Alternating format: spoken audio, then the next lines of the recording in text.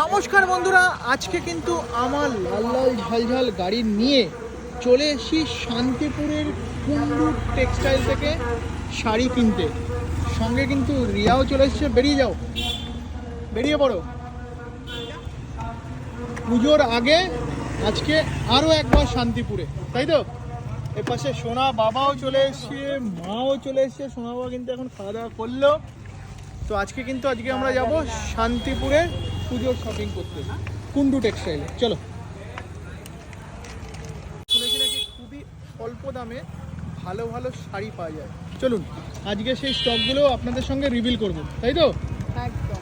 চলে এসো মা, বেরিয়ে যাও। কুন্ডু টেক্সটাইলের নাম মানে দেখেছি আর কি, শুনেছি, অনেকবার শুনেছি এবং এনাদের অ্যাডও দেখেছি। সেই অ্যাড দেখেই আজকে আমরা আসলাম এখানে।